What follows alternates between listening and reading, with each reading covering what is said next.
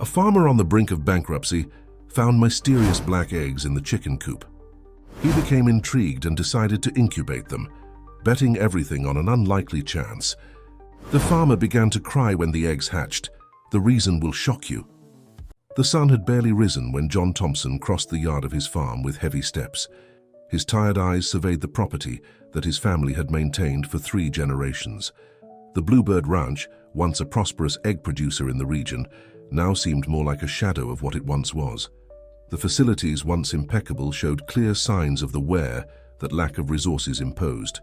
On that June morning, the biting cold of the Midwest seemed even more intense, as if nature itself conspired to make his day even more difficult. John adjusted his old, worn jacket and continued his morning inspection, a routine he religiously maintained, even on days when his desire was simply to stay in bed, hidden under the covers, fleeing from the reality that haunted him. "Mr. Thompson, the monthly numbers are in," said Sarah, his longest-serving employee, approaching with a worn folder in her hands. She had been working on the ranch for more than 15 years and was practically family. Her face showed the same concern that John carried. Sitting at the rustic table of the makeshift office in the old warehouse, John opened the folder with trembling fingers. The pages before him told a story he already knew by heart. Growing losses, accumulating debts, and production that barely covered operating costs. Competition with large industrial farms was suffocating his small business. "Sarah, I don't know what to do anymore," he confessed, running his hands through his graying hair. "The price of feed went up another 15% this month. The big farms can negotiate better prices by buying in bulk, but we—" Sarah put her hand on his shoulder in a silent gesture of solidarity. "Have you thought about diversifying production? Maybe betting on organic eggs or—" "We've done the math," John interrupted, shaking his head. "The initial investment would be too high, and we no longer have credit at the bank to try something new." The rest of the morning passed in a familiar ritual of routine tasks: feeding the chickens, checking the water dispensers, collecting the eggs. Each movement was executed mechanically, while his mind raced in search of a solution that seemed increasingly distant. It was at the end of the afternoon, when the sun was already preparing to say goodbye, that something extraordinary happened. John decided to make one last round of the hen houses before ending the day. In the last shed, the oldest on the property, something caught his attention. Under the dim light of twilight, dark, shiny objects stood out against the straw of the nest. Approaching with curiosity, John couldn't contain an exclamation of astonishment. There, perfectly aligned in the nest, were 12 eggs, like he had never seen in his entire life. They were completely black, with a surface that seemed to absorb and reflect light at the same time, creating an almost hypnotic effect. "Sarah," he called, without taking his eyes off the discovery. "Sarah, come see this." When his employee arrived, breathless from running, John had already carefully collected the mysterious eggs in a small basket. "In all these years working with chickens, have you ever seen anything like this?" he asked, showing her his discovery. Sarah examined the eggs with an expression of absolute astonishment. "Never, Mr. Thompson. These eggs, they look like they're made of obsidian. But which hen did they come from?" It was an excellent question. The shed housed dozens of common chickens, all producers of conventional brown or white eggs. Nothing in his flock could explain that anomaly. John spent the night awake, observing the mysterious eggs he had placed in his old incubator. While the equipment maintained a constant temperature, his mind wandered through increasingly extraordinary possibilities. Was this a sign? A chance for change amidst the chaos his life had become? Looking out the window of his room, under the starry sky of that moonless night, John felt something he hadn't experienced in months: hope. There in those black and mysterious eggs could be the key to saving not only his farm, but his entire family's legacy. The days that followed the discovery of the black eggs completely transformed the routine of Bluebird Ranch. John, who previously executed his tasks mechanically and discouragedly, now seemed to have found a new purpose. The incubator, installed in a special room in his house, became the center of his attention. Sarah noticed the change in her boss with a mixture of relief and concern. For years, she had seen him fight against adversity with admirable determination, but the last few months had been particularly cruel. Now she watched him checking the temperature and humidity of the incubator several times a day, adjusting the controls with almost obsessive care. "You need to rest a bit," she suggested one afternoon, finding John once again leaning over the equipment. "Staying here all day won't make the eggs hatch faster." "I can't help it, Sarah," he replied, without taking his eyes off the black eggs. "There's something different about these eggs, something special. I can feel it." News of the mysterious eggs didn't take long to spread through the region. Some neighbors, driven by curiosity, began to appear on the ranch with various excuses, all wanting to take a peek at the famous discovery. John, normally receptive, became protective and reserved, limiting access to the room where he kept the incubator. Among the most insistent visitors was Daniel Miller, owner of one of the largest farms in the region. His interest in the black eggs seemed to go beyond mere curiosity, and his visits became increasingly frequent. "John, do you have any idea what you might have on your hands?" Daniel asked during one of his visits. "If these eggs are from some rare species, the commercial value could be astronomical. Have you thought about a partnership?" John deflected, but Daniel's words planted a seed of unease in his mind. What if those eggs were really as valuable as his neighbor suggested? The possibility of saving his property seemed increasingly real, but along with hope came fear as well. During the early hours of the morning, when silence took over the ranch, John found himself imagining what might hatch from those mysterious eggs. Would they be simple chickens with some genetic mutation? Or something completely different, something that could revolutionize his life and his farm? The mystery increased when, 2 weeks after the discovery, John found 6 more black eggs in the same nest. They were identical to the first ones, with the same hypnotic shine and the same smooth, dark surface like the night. This time, he stood guard in the henhouse, determined to discover which of the birds was responsible for that extraordinary production. To his frustration, even after nights of vigilance, he couldn't catch the moment of laying. It was as if the eggs simply appeared in the nest, materializing out of nowhere during the brief moments when he closed his eyes or got distracted. Sarah, always practical, suggested that they install cameras in the henhouse. "If there's something strange happening here, Mr. Thompson, we need to find out what it is," she argued. The idea made sense, but there was a problem: the cost. With the ranch's finances in the red, every cent needed to be very well thought out. It was then that John made a risky decision. He sold his old tractor, one of the last valuable tools he still owned, to buy a modest monitoring system. "The tractor can wait," he told Sarah when she questioned the decision. "Now, our priority is these eggs."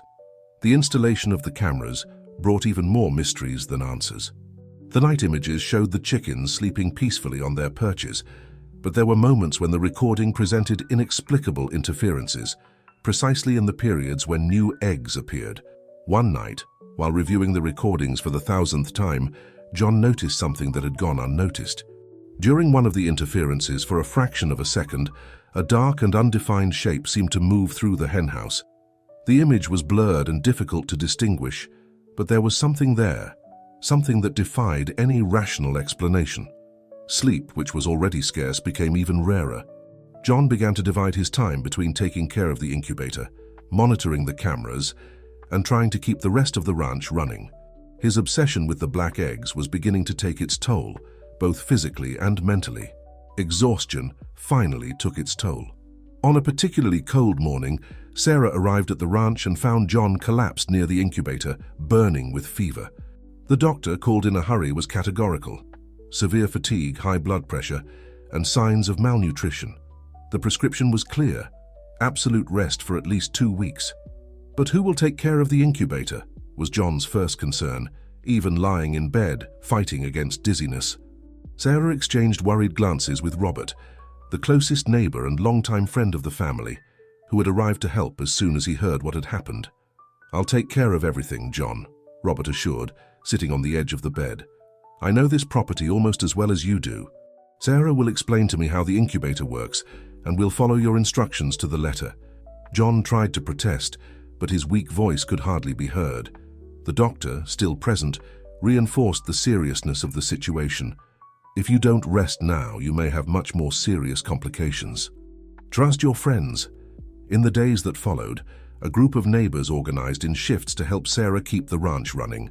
The news of John's illness spread through the region, and even those who were previously just distant acquaintances volunteered to help.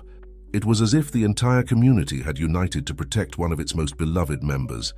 Robert took responsibility for the incubator, meticulously following the instructions that John, even debilitated, insisted on repeating several times a day. His friend noticed that the black eggs were beginning to show small changes. Tiny cracks appeared on their surfaces, and occasionally subtle vibrations could be perceived. During this period of forced convalescence, John had time to reflect on the events of the last few months. The financial concerns, which previously consumed him day and night, seemed to have been temporarily overshadowed by the mystery of the black eggs. It was as if the universe had conspired to force him to slow down, just when something extraordinary was about to happen. One night, while Sarah was organizing John's medications, she found his old diary kept in the bedside table drawer. With his permission, she began to read aloud the notes he had made about the mysterious eggs. The detailed observations revealed patterns that, in the rush of days, had gone unnoticed. "Look here, Mr. Thompson," said Sarah, pointing to a specific note. "You wrote here that the new eggs always appeared on new moon nights, and today is a new moon again." The discovery made John stir in bed, trying to get up. Sarah firmly prevented him, but agreed to go to the henhouse to check. When she returned, her eyes were shining with excitement. There were 4 more black eggs in the nest, exactly as the pattern suggested. Robert, who was present at the moment, decided to spend the night at the ranch. He set up near the henhouse with a high-definition camera he had borrowed from his photographer's son. "If there's something supernatural happening here," he said, half joking, half serious, "today we're going to find out." The dawn advanced slowly, and the silence was broken only by the usual night sounds of the farm. Around 3 in the morning, Robert noticed a subtle change in the environment. The air seemed to get denser, and a strange luminosity, which didn't come from the moon, after all, it was a new moon night, began to manifest around the henhouse. With slightly trembling hands, he adjusted the focus of the camera. What he captured in the images that night would forever change his understanding of the world and the mysteries that surrounded it. On the small screen of the camera, indistinct shapes moved fluidly, as if dancing an ancient and secret choreography. The next morning, the commotion at Bluebird Ranch began even before sunrise. Robert, with deep dark circles but a gleam of excitement in his eyes, invaded John's room carrying the camera and a laptop. Sarah, who had arrived earlier than usual, joined them, eager to see what the night recordings had captured. "John, you won't believe what I saw," Robert began, connecting the camera to the computer with trembling hands. "It was something I can't explain." The images that appeared on the screen left the 3 in absolute silence. Between the interferences and distortions, it was possible to distinguish luminous shapes that moved through the henhouse. They weren't people nor known animals. They were like veils of light that danced in the air, enveloping some specific chickens in a bluish glow. "Pause there," exclaimed Sarah, pointing to a specific frame. In the frozen image, one of the chickens appeared wrapped in that mysterious light, and beside it, perfectly visible, was one of the black eggs materializing in the nest. John, who had been observing everything in silence from his bed, felt a shiver run down his spine. "I always knew there was something special about these eggs," he murmured, "but this is beyond anything I could have imagined." While they were discussing the images, a sharp and penetrating sound came from the direction of the incubator. The 3 exchanged alarmed looks. It was the first real sign that the eggs were about to hatch. "Quick, help me up," John asked, trying to get out of bed. This time, neither Sarah nor Robert stopped him. Leaning on his friends, he walked to the room where the incubator was installed. The spectacle they witnessed in the following hours would be forever etched in their memories. One by one, the black eggs began to crack, but not in the conventional way. The shells didn't break. They seemed to dissolve into small, sparkling fragments, as if they were made of black crystal. From the dissolved shells emerged chicks like none of them had ever seen. Their feathers were of a deep and shiny black, with reflections that changed color depending on the light. Blues, greens, and purples blended in their plumage like a nocturnal aurora borealis. "There I am, Chimani," whispered Sarah, who had spent the last few weeks researching rare chickens from around the world. "But these are different from any Ayam Chimani I've ever seen in photographs." Indeed, the chicks that were being born before them seemed to be a unique variation of the already rare Indonesian breed. Their eyes were not dark like those of the traditional breed. They were of a deep and bright blue, almost hypnotic. Among all the chicks, one in particular caught their attention. It was slightly larger than the others, and its feathers exhibited a more intense iridescence pattern, as if small galaxies were imprinted on its plumage. "This one is special," John stated, observing the chick with fascination. "It has something different, something unique." Robert, who had remained silent throughout the process, finally spoke. "John, do you have any idea what this means? These birds, they might be exactly what you needed to save the ranch." But John barely heard his friend. His attention was completely focused on the mysterious chicks, especially the larger one. In his heart, a certainty was forming. Those birds were not just a solution to his financial problems. They were a gift from destiny, a miracle that needed to be protected and understood. News of the extraordinary births at Bluebird Ranch spread through the region like wildfire. In a matter of days, the small property, previously known only for its modest egg production, became the center of attention. Breeders, researchers, and curious people began to appear without notice, all eager to see the mysterious birds with iridescent black plumage. John, still recovering but already significantly better, had to establish strict rules for visits. Sarah and Robert became true guardians, carefully filtering who could have access to the special birds. The larger chick, which already demonstrated even more extraordinary characteristics than its siblings, was kept separate from the others, in a specially prepared space. "It's amazing how he grows faster than the others," Sarah observed one afternoon while feeding the birds. The special chick, which John had affectionately nicknamed Prince, already had more developed plumage than his siblings, with multicolored reflections that seemed to dance under the sunlight. Dr. Richard Anderson, a renowned avian geneticist from the State University, was one of the few specialists authorized to examine the birds up close. His reaction upon seeing Prince for the first time was pure astonishment. "In 20 years studying avian genetics, I've never seen anything like it," he declared, adjusting his glasses while observing the chick. The coloration, the growth pattern, the feather structure, everything indicates an absolutely unique genetic mutation. The geneticist's interest went beyond casual observation. He proposed conducting a detailed study of the birds, especially Prince, offering in exchange all the scientific support necessary to ensure the healthy development of the flock. "Mr. Thompson," said Dr. Richard during one of his visits, "you have something revolutionary for poultry farming in your hands. These birds may represent not just a new variation of the Ayam Cemani, but possibly an entirely new subspecies." The geneticist's proposal came with a surprising revelation. Some universities and international research centers had already shown interest in the birds, after seeing the first photos shared in academic circles. John, sitting in his rocking chair on the porch, listened to everything with a mixture of pride and apprehension. On one hand, scientific recognition validated his intuition about the uniqueness of his birds. On the other, he feared that all this interest could attract the wrong kind of attention. His fears were not unfounded. One afternoon, Daniel Miller, the owner of the largest farm in the region, appeared without warning. His interest, previously veiled, was now explicit and aggressive. "John, I'll be direct," he began, sitting down uninvited. "I want to buy your birds, all of them. Name your price." The offer was tempting, especially considering the still delicate financial situation of the ranch. But there was something in Daniel's tone, a barely "John, I'll be direct," he began, sitting down uninvited. "I want to buy your birds, all of them. Name your price." The offer was tempting, especially considering the still delicate financial situation of the ranch. But there was something in Daniel's tone, a barely disguised greed, that made John feel a chill. "They're not for sale, Daniel," he replied, keeping his voice firm despite his nervousness. "These birds are more than merchandise to me."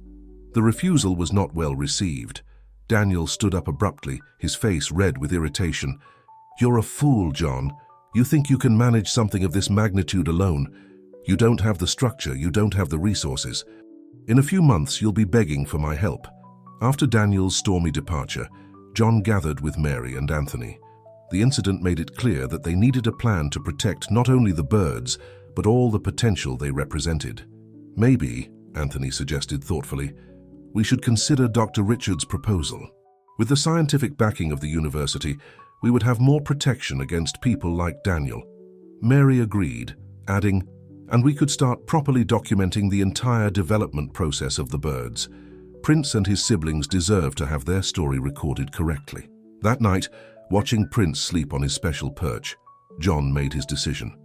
The future of Songbird Ranch would not be in the hasty sale of his extraordinary birds, but in the careful and documented development of something truly unique. With the partnership established with the university, Songbird Ranch began to undergo a gradual but significant transformation. Dr. Richard brought not only his scientific knowledge, but also a team of dedicated graduate students to study the mysterious birds. A small laboratory was set up in one of the old facilities on the ranch, equipped with basic but essential instruments for monitoring the birds' development. The students took turns documenting every aspect of the chick's growth, with special attention to Prince. "It's fascinating," commented one of the researchers, Laura Santos, while taking notes. "Their development rate is approximately 30% faster than that of a normal Ayam Cemani, and the iridescence of the feathers. I've never seen anything like it." Prince, in particular, continued to surprise everyone. In addition to his exceptional size and extraordinary plumage, he demonstrated a level of intelligence and interaction with humans that defied all expectations. "He seems to understand what we say," Mary observed one morning, after seeing the young rooster react precisely to her instructions during feeding. "It's as if there's more than animal instinct there." Prince's unique behavior did not go unnoticed by the scientific team. Dr. Richard began to develop a series of cognitive tests, specially adapted for birds, and the results were surprising. "The problem-solving patterns he demonstrates are extraordinary," the geneticist explained during a meeting with John. "He not only learns quickly, but seems capable of transferring that knowledge to new situations." News of the success of the preliminary studies reached the ears of important international research centers. Collaboration proposals began to arrive, along with funding offers to expand the studies. John, who initially feared that all this academic interest might take away the family character of his ranch, began to realize that he had found the perfect balance. The presence of researchers not only protected his special birds, but was also bringing new life to the property. One afternoon, while watching Prince interact with the researchers, John noticed something that had gone unnoticed amidst all the excitement. His farm was thriving again. The chicken coops had been renovated, new equipment installed, and for the first time in years the bank account showed a positive balance. "You know, Mary," he said, sitting in his old rocking chair, "I think I finally understood the true gift we received." Mary, who was organizing the day's records, looked at him curiously. "What do you mean, Mr. John?" "It wasn't just the special birds or the chance to save the ranch," he replied, watching the sun set on the horizon. "It was the opportunity to be part of something bigger, something that can change not just our lives, but contribute to everyone's knowledge." The conversation was interrupted by a commotion coming from the main chicken coop.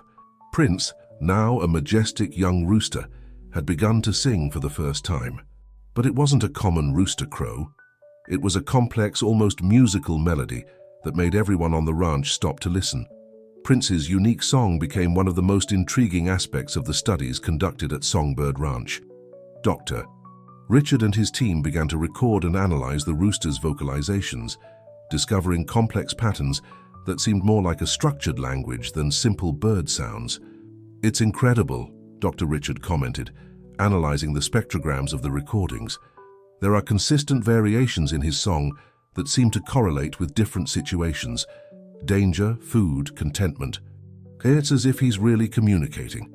Laura, the researcher who spent the most time with Prince, began to document another curious phenomenon. The other birds on the ranch, not just his special siblings, seemed to respond to his song in specific ways. "It's as if he were a conductor," she explained to John as they watched the chicken coop.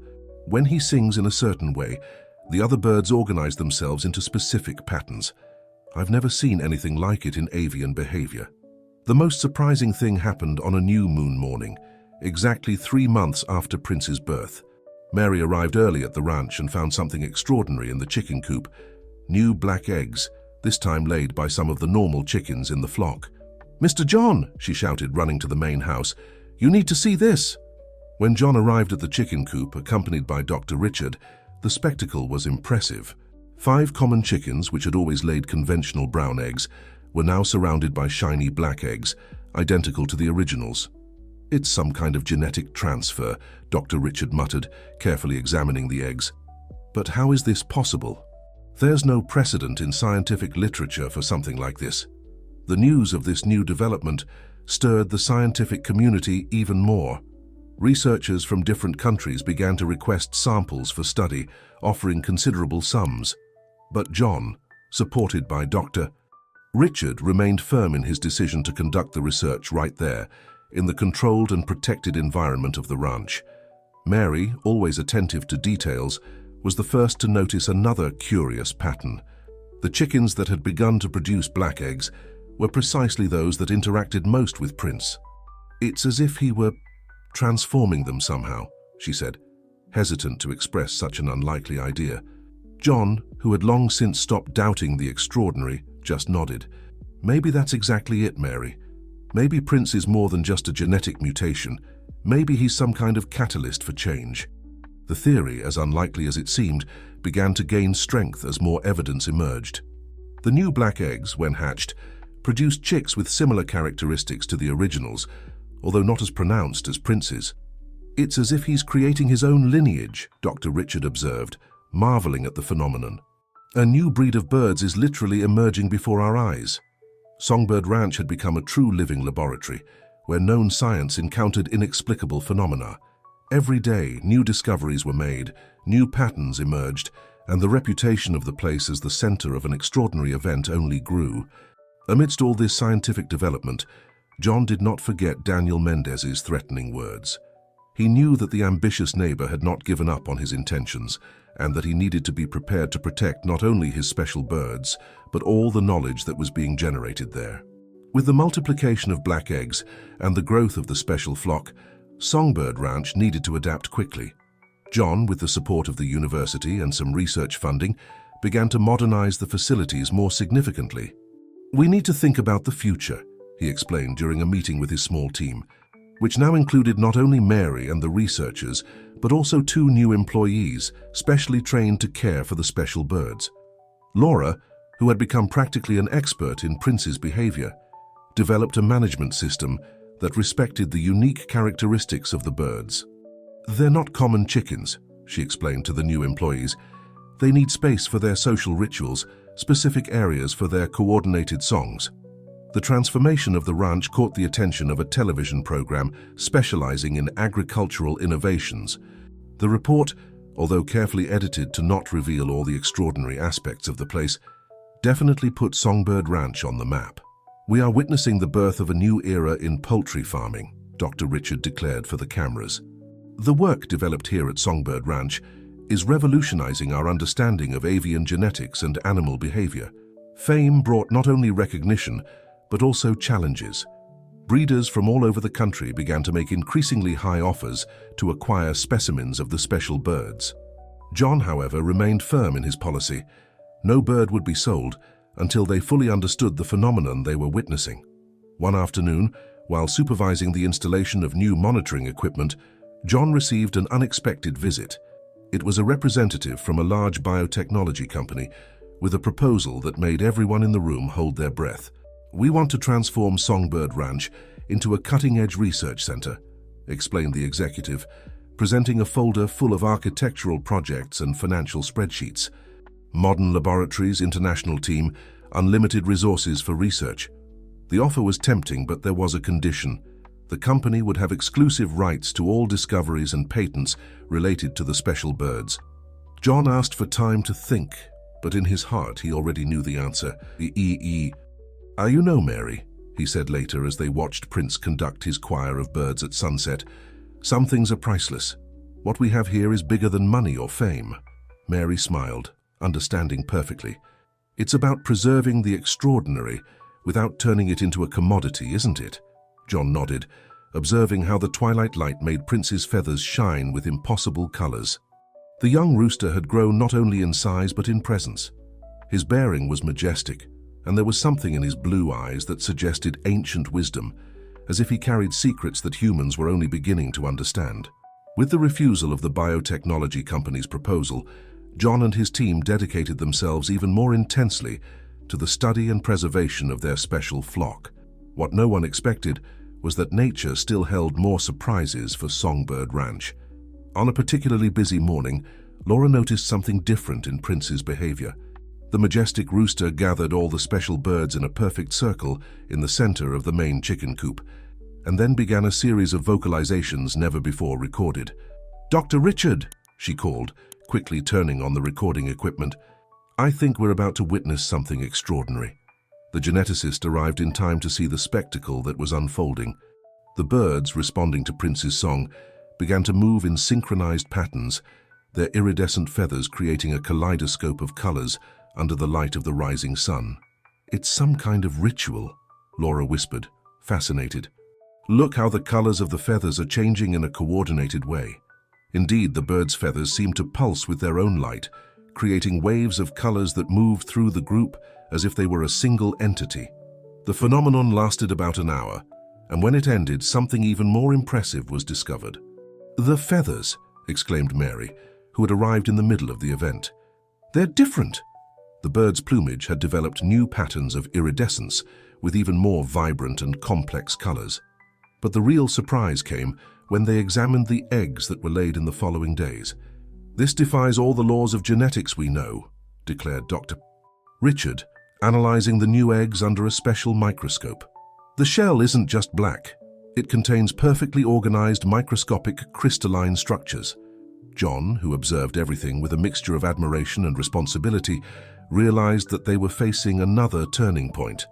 "It's as if they were evolving before our eyes," he commented, "but not randomly. It seems directed." Laura, who spent more and more time documenting the bird's behavior, developed an interesting theory. "What if Prince isn't just leading a group?" she proposed during a team meeting. "What if he's guiding a conscious evolution?" The idea, although revolutionary, began to make sense as more data was collected. The new eggs, when hatched, produced chicks with even more extraordinary characteristics than previous generations. "It's as if each generation were a step towards something," Mary reflected, while helping to care for the new chicks. But towards what? The answer to this question began to take shape when researchers noticed that the new chicks presented not only enhanced physical characteristics, but also surprising cognitive abilities. "They're solving intelligence tests faster than any bird ever recorded," reported one of the assistant researchers, showing comparative graphs. "And the most impressive thing is that they seem to teach each other." John, observing all this development, felt an even greater responsibility on his shoulders. He was no longer just preserving a rare species. He was witnessing and protecting something that could revolutionize our understanding of evolution and animal consciousness. The impact of the discoveries at Songbird Ranch began to extend far beyond the boundaries of the property. The international scientific community, which initially demonstrated polite skepticism, now could no longer ignore the evidence that was accumulating. "The implications are revolutionary," declared Dr. Sarah Chen, a renowned evolution specialist who had traveled from the other side of the world to witness the phenomenon in person. "We are observing an accelerated and apparently directed evolutionary process, something that science considered impossible until now." The ranch had transformed into a true research center, but maintaining its family and welcoming character. John made a point of preserving the simplicity and tranquility of the place, even with all the changes. "The secret is to maintain balance," he explained to visitors. "The birds need peace and stability to continue their natural development." It was during this period of intense study and discoveries that something even more extraordinary happened. Prince, now fully mature, began to demonstrate behavior that suggested much more than simple animal intelligence. One morning, Laura found complex drawings scratched on the floor of the chicken coop, perfect geometric patterns that could not have been made by chance. The night monitoring cameras revealed Prince meticulously creating these designs with his beak and claws. "They're like mandalas," Mary observed, photographing the patterns before they were lost. "But look at this. There's a mathematical logic in these designs. They're perfectly executed Fibonacci sequences." Dr. Richard spent days analyzing the patterns, consulting mathematicians and animal communication specialists. "It's as if he's trying to tell us something," the geneticist concluded, "something that goes beyond our current understanding of animal cognition." The other special birds also began to demonstrate extraordinary behaviors. As a group, they created complex formations that, when viewed from above, formed patterns similar to those drawn by Prince. It's a form of communication, Laura theorized after weeks of intensive observation. They're trying to establish a bridge between our worlds. John, who had always maintained a balance between healthy skepticism and openness to the extraordinary, began to realize that he was facing something that transcended all his initial expectations. When we found those first black eggs, he reflected during a night of observation, I thought I was just saving my farm. Now I realize we were chosen for something much bigger. Mary, who rarely ventured into philosophical speculations, surprised everyone with an insightful observation. Maybe it's not us studying them. Maybe it's them studying us, teaching us to see the world in a new way. The advance of autumn brought with it a new phase of discoveries at Songbird Ranch. The geometric patterns drawn by Prince and his group began to reveal even greater complexity when Dr. Richard, after months of meticulous analysis, noticed something extraordinary. They're not just mathematical sequences, he explained, spreading dozens of photographs on the study room table. These patterns correspond exactly to the sound frequencies of their songs. It's a form of musical notation. Laura, who had spent the last few weeks transcribing the bird sounds into sheet music, almost dropped her coffee when she saw the correlation. That's why the songs seem so structured. They're not just communicating, they're composing. The discovery led to an unexpected collaboration with the university's music department. A young ethnomusicologist, Beatrice Sanders, was invited to study the complex melodies produced by the birds. It's fascinating, Beatrice commented after her first observation session. They create harmonies that follow precise mathematical patterns, but with a complexity that suggests true artistic creation. It's as if they had developed their own art form. John, observing all this development with a mixture of pride and admiration, noticed that the birds seemed to respond positively to Beatrice's presence, especially Prince, who began to create new sound patterns whenever the musicologist was present. It's as if he's trying to establish a dialogue through music, Mary observed, who had begun to identify specific patterns in the songs related to the presence of different people. During a particularly clear night, when the team was conducting nocturnal observations, something extraordinary happened. Prince gathered the entire group of special birds and initiated a performance that left everyone speechless. "Record everything," Dr. Richard instructed, as the birds organized themselves into increasingly complex formations. The spectacle that followed defied any conventional explanation. The birds, moving in perfect synchrony, began to emit sounds that, combined, created a complex and ethereal harmony.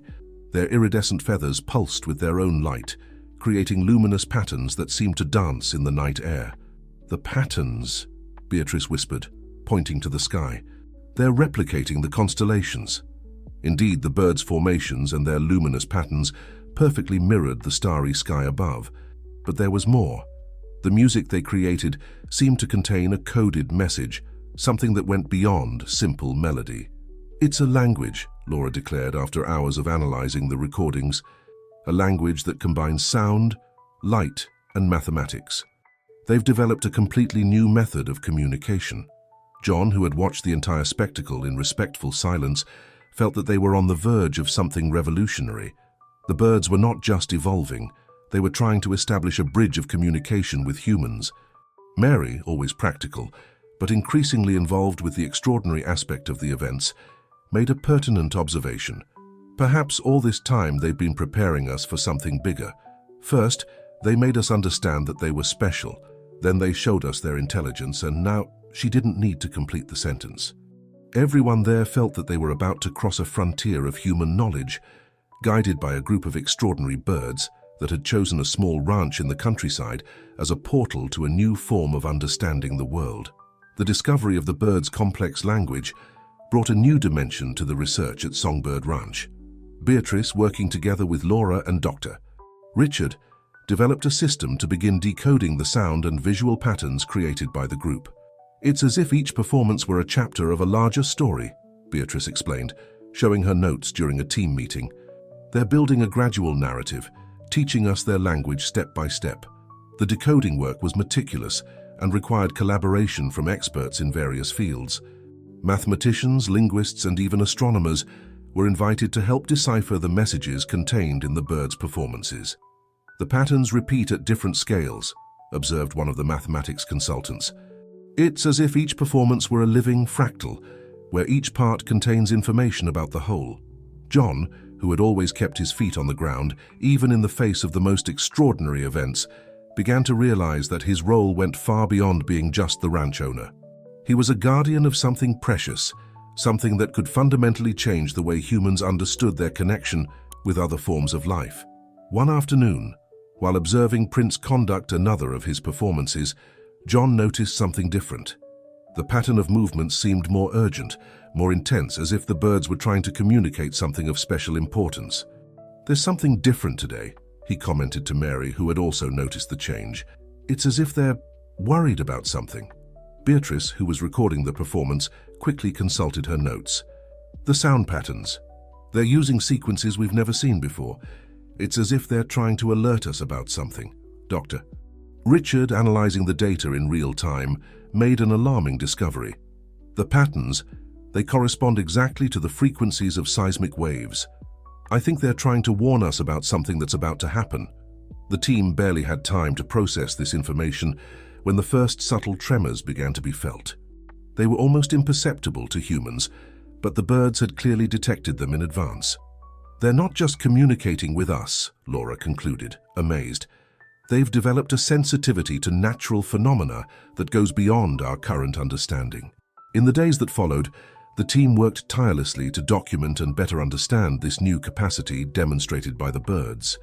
It was as if they had developed a deep connection, not only among themselves but with the Earth itself. "It's a form of expanded consciousness," Dr. Richard theorized. "They can perceive and interpret natural patterns that our most sophisticated instruments can barely detect." John, observing all this development, began to understand that Songbird Ranch had become much more than a research center. It was a meeting point between different forms of consciousness, a place where the barriers between the known and the extraordinary dissolved daily. The birds' ability to predict natural phenomena brought a new dimension to the research at Songbird Ranch. What began as a study of a rare species had transformed into something much larger, touching on fundamental questions about consciousness and perception. "It's as if they had access to a level of reality that we can't perceive directly," Laura commented during an extraordinary team meeting. "Each new discovery shows us how much we still have to learn." It was at this crucial moment that Daniel Mendez reappeared at the ranch, this time accompanied by representatives of a large international corporation. His proposal was even more aggressive than the previous one. "You're playing scientists in a chicken coop," he said with disdain, "when we could be developing practical applications in state-of-the-art laboratories." John, who in recent months had grown not only in confidence, but also in understanding of what was at stake, remained unshakable. "It's not just a matter of scientific development, Daniel. It's about respect and balance." The tension of the encounter did not go unnoticed by the birds. Prince, in particular, demonstrated unusual behavior throughout the visit. His songs, normally melodious and complex, took on a warning tone that everyone on the ranch had already learned to recognize. "They sense people's intentions," Beatrice observed, who continued her work of decoding the birds' harmonies. "It's as if they could read beyond words and gestures." After the departure of the unwanted visitors, something extraordinary happened. The birds gathered in a formation never seen before, creating with their bodies a complex symbol that seemed to pulse with its own light. "This is incredible," exclaimed Dr. Richard, rushing to record the phenomenon. "They're creating a visible electromagnetic field." Indeed, sensitive instruments installed on the ranch detected significant variations in the local electromagnetic field during the birds' performance. It was as if they were generating their own energy source.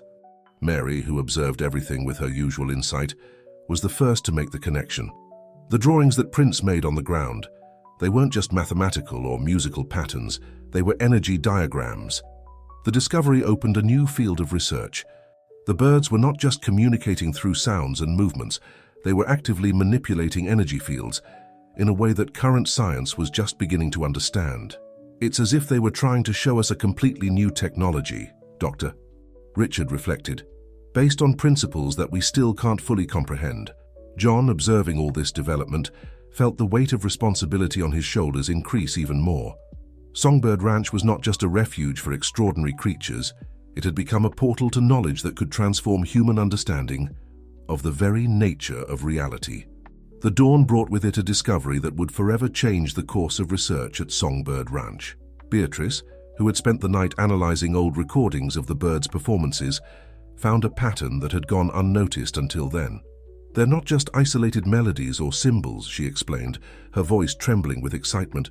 "It's a complete sequence, like an instruction manual being gradually revealed." Laura and Dr. Richard quickly joined the analysis. Comparing records from different periods, they began to realize that each bird performance was part of a larger message, carefully structured to be progressively understood. "They're not just showing us what they can do," Laura said, amazed. "They're teaching us how to do it too." The discovery coincided with an even more extraordinary phenomenon. The eggs that were being incubated during that period began to exhibit a soft glow, visible even through the shells. It was as if the energy that the adult birds manipulated was being transmitted to the next generation. "It's a process of conscious evolution," Dr. Richard theorized. "They're literally programming specific characteristics into their offspring."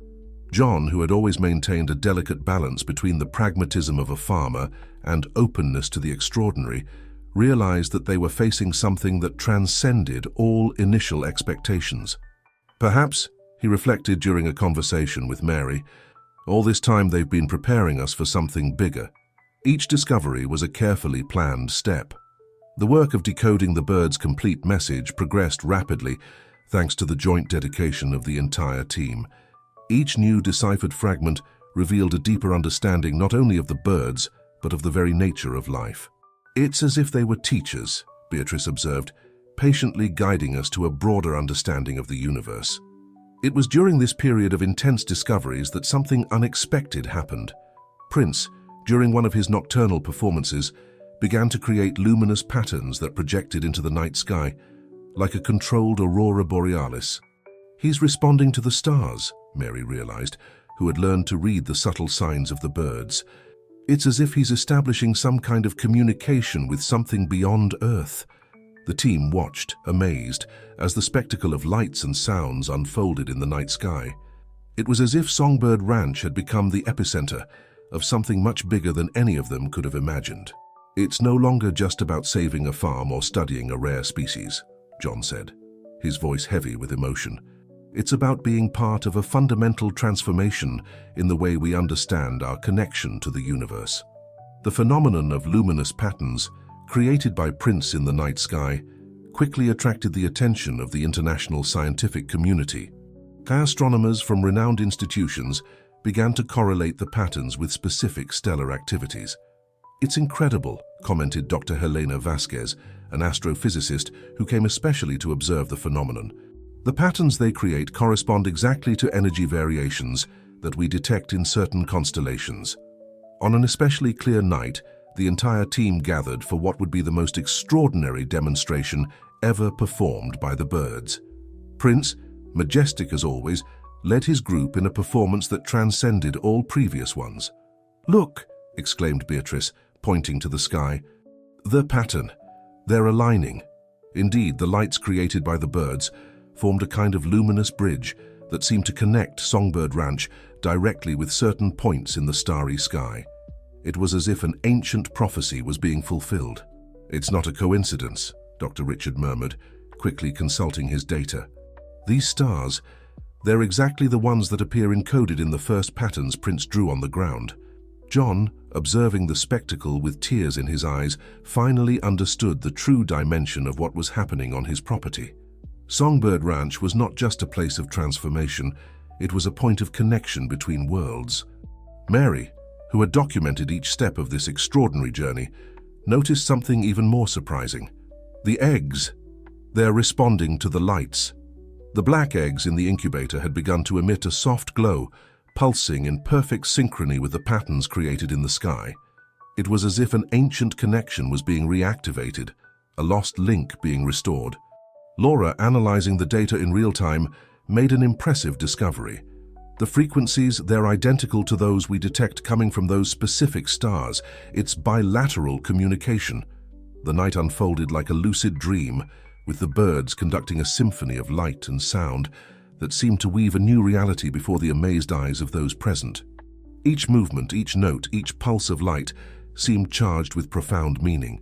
"They're not just messengers," Beatrice concluded, her voice trembling with emotion. "They're guardians of ancient knowledge, something that connects Earth with the rest of the universe." John, who had begun this journey as a simple farmer struggling to save his property, now found himself at the center of something much bigger. Songbird Ranch had transformed into a beacon, a meeting point between the earthly and the cosmic. Perhaps, he reflected, watching Prince conduct his celestial orchestra, this has been the plan from the beginning. It wasn't about saving a farm, it was about opening our eyes to something much greater. The first rays of the sun found the team still absorbed in the extraordinary spectacle they had witnessed. The birds, apparently satisfied with their demonstration, calmly returned to their perches, leaving in the air a feeling that something fundamental had changed forever. The dawn that followed the extraordinary night brought with it a new era for Songbird Ranch. The international scientific community, now fully convinced of the importance of the events occurring there, offered all the necessary support for the preservation and continued study of the phenomenon.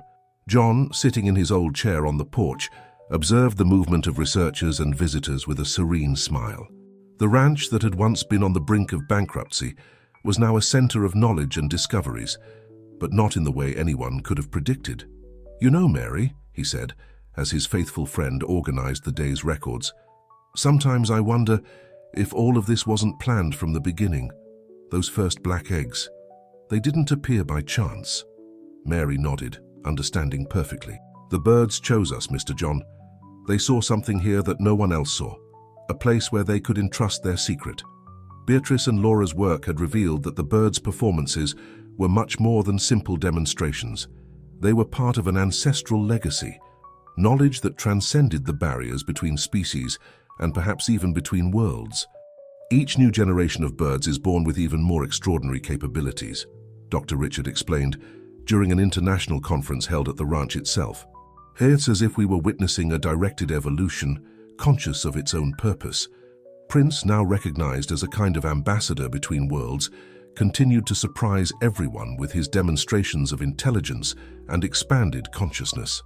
His children were already born with the ability to manipulate energy fields and create luminous patterns, suggesting that this knowledge was now firmly encoded in their DNA.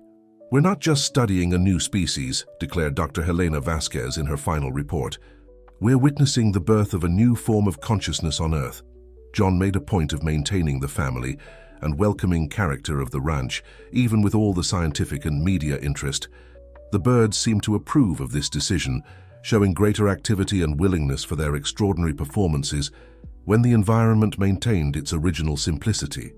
The true miracle, John reflected on a quiet afternoon, wasn't just the transformation of the ranch or the scientific discovery.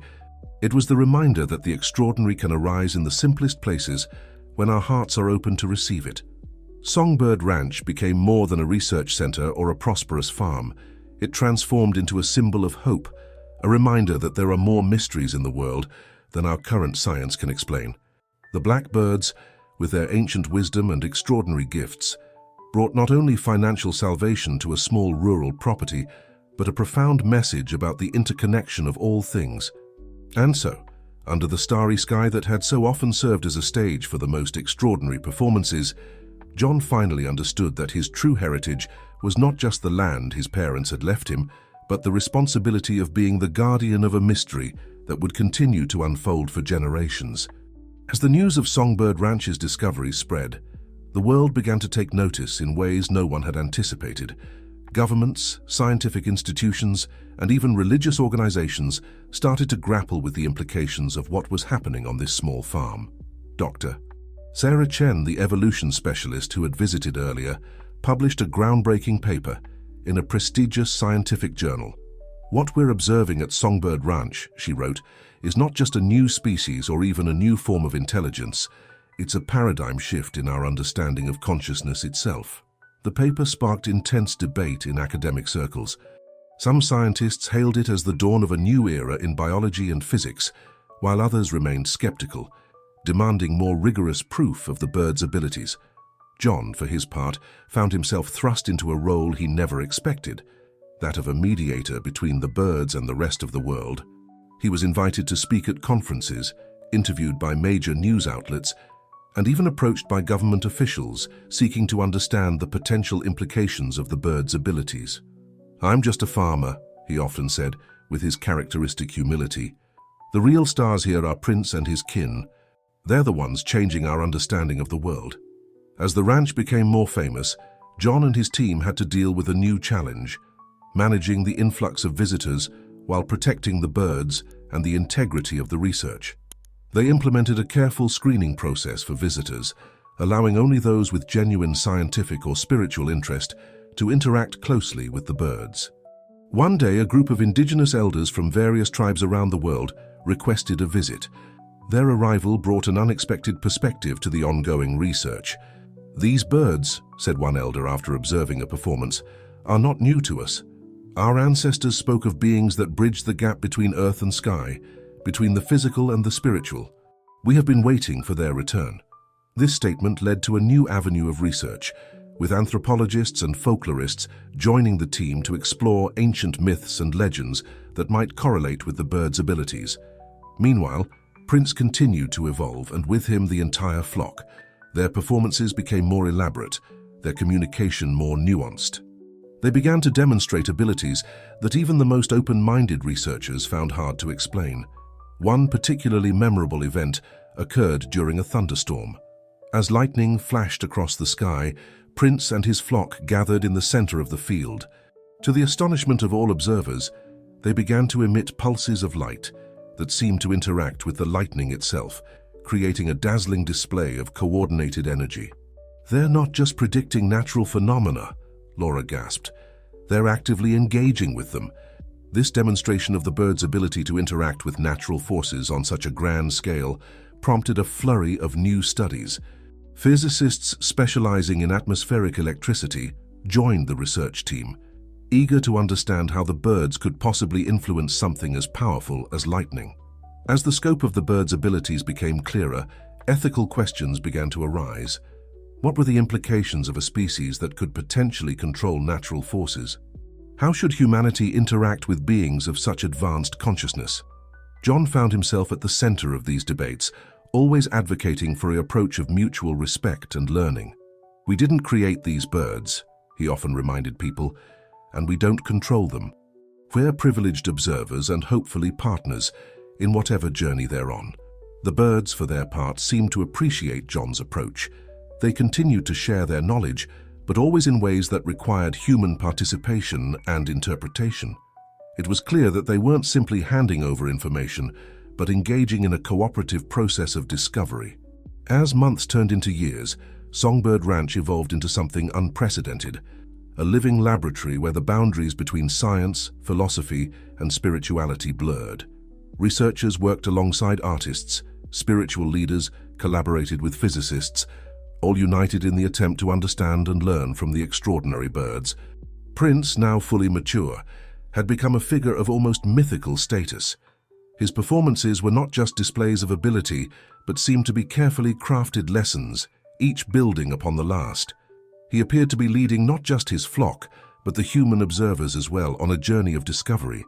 One crisp autumn morning, as the first leaves were beginning to turn, Prince gathered his flock for what would prove to be their most astounding performance yet.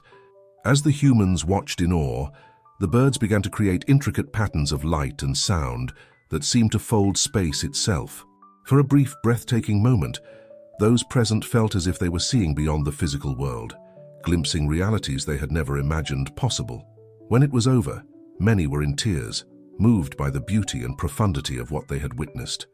"I think," John said softly as the birds settled back into their normal routines, "that we've just been given a glimpse of what they've been trying to show us all along. Our world is so much bigger, so much more interconnected than we ever realized." As news of this event spread, it became clear that the impact of Songbird Ranch and its extraordinary inhabitants would be felt for generations to come. The birds had not just changed a small farm or advanced scientific understanding, they had opened humanity's eyes to new possibilities, new ways of perceiving and interacting with the universe. And at the center of it all was John, the humble farmer who had been chosen as the guardian of this remarkable gift. As he looked out over his transformed ranch, now a beacon of hope and discovery for the world, he felt a deep sense of gratitude and purpose. The journey that had begun with a clutch of mysterious black eggs had led to a transformation not just of his farm but of human understanding itself, and somehow John knew this was just the beginning. As the sun set on another extraordinary day at Songbird Ranch, John couldn't help but reflect on the incredible journey that had brought him and his feathered companions to this point. What had started as a desperate attempt to save his family farm had blossomed into something far beyond his wildest dreams. The ranch, once on the brink of bankruptcy, was now a thriving center of interdisciplinary research and spiritual exploration. The old barns had been carefully renovated to house state-of-the-art laboratories, while still maintaining their rustic charm. Fields that were once struggling to produce crops now served as stages for the birds' mesmerizing performances. But amidst all the changes, John had insisted on preserving the heart and soul of the place. The farmhouse where he had grown up remained largely untouched, a reminder of the humble beginnings from which this grand adventure had sprung. As he sat on the porch, watching the last rays of sunlight paint the sky in brilliant hues, John noticed Prince perched on a nearby fence post. The majestic bird seemed to be observing the sunset, with the same thoughtful gaze as his human companion. "What do you see, old friend?" John murmured, not really expecting an answer. To his surprise, Prince turned to look at him, his iridescent feathers shimmering with an inner light that seemed to pulse in rhythm with John's own heartbeat. For a moment, John felt a connection so profound it took his breath away. It was as if he could see through Prince's eyes, perceiving the world in ways he had never imagined possible. The sunset was no longer just a play of light and color, but a complex dance of energy, each photon carrying messages from distant stars. The moment passed, leaving John with a sense of wonder and a deepened appreciation for the mysteries that still surrounded them, even after years of study and interaction. Inside the main research building, the team was abuzz with excitement over the latest breakthrough. Dr. Richard, his hair now streaked with gray but his eyes as bright as ever, was explaining the significance of their newest findings to a group of visiting scientists. "What we're seeing here," he said, gesturing to a holographic display of intricate energy patterns, "is nothing short of a new understanding of quantum entanglement. The birds are not just predicting or influencing natural phenomena, they're actively participating in the fundamental processes of the universe." Laura, who had grown from a curious graduate student into one of the world's leading experts on avian-human communication, added her insights. "It's as if they're showing us that consciousness itself is a fundamental force, as real and influential as gravity or electromagnetism." The implications of these discoveries were staggering. Philosophers grappled with questions of free will and the nature of reality. Physicists found themselves rewriting textbooks, incorporating new understandings of how consciousness could interact with the physical world. But perhaps the most profound changes were happening on a more personal level. People who spent time at Songbird Ranch often spoke of experiencing a shift in perception, a heightened awareness of the interconnectedness of all things. Artists flocked to the ranch, finding inspiration in the birds' performances and creating works that seemed to capture something of the ineffable beauty they witnessed. Musicians collaborated with the birds, resulting in compositions that stirred the soul in ways that defied explanation. Spiritual leaders from various traditions found common ground in the presence of the birds, recognizing in their abilities echoes of ancient wisdom that transcended cultural boundaries. As night fell and the stars began to twinkle overhead, John made his way to the special aviary where Prince and his closest companions roosted. It was a nightly ritual, a quiet moment of communion between man and bird that had become the cornerstone of John's day. "Another beautiful day," John said softly as he entered. Prince, perched regally on a branch, trilled a gentle greeting. The other birds stirred, their feathers glowing softly in the dim light. As John settled onto a bench, Prince flew down to join him. Together they sat in comfortable silence, human and bird, yet somehow more alike than different in that moment. Suddenly, Prince began to sing. It wasn't one of his grand performances, but a quiet, intimate melody that seemed meant for John alone. As the notes washed over him, John felt a sense of peace and purpose that brought tears to his eyes. In that song, John heard echoes of the past, the struggles, the discoveries, the moments of doubt and triumph. But he also heard something else, a promise of things yet to come, of mysteries still to be unraveled, and wonders yet to be witnessed. As Prince's song came to an end, John realized that despite all they had learned, they were still just at the beginning of their journey. The birds had opened a door to a wider universe, but it was up to humanity to have the courage to step through, to embrace a new way of being that recognized the profound interconnectedness of all life. Looking into Prince's knowing eyes, John made a silent vow to continue being a worthy guardian of this precious gift, to ensure that the legacy of Songbird Ranch would continue to inspire and enlighten for generations to come. As he left the aviary and walked back to the farmhouse under a sky blazing with stars, John felt a deep sense of gratitude. For the birds, for the dedicated team that had become like family, for the countless individuals around the world who had been touched by the magic of Songbird Ranch. But most of all, he was grateful for the journey itself, for the opportunity to be part of something so much larger than himself, something that had the potential to change the world in ways he was only beginning to understand. As he drifted off to sleep that night, John's dreams were filled with visions of a future where the wisdom of the birds had spread far and wide, where humanity had learned to see the world through new eyes, recognizing the divine spark that connected all living things. And in that dream, he heard Prince's song echoing across the cosmos, a melody of hope, of possibility, of a universe alive with consciousness and wonder. The story of Songbird Ranch was far from over. In fact, it was just beginning.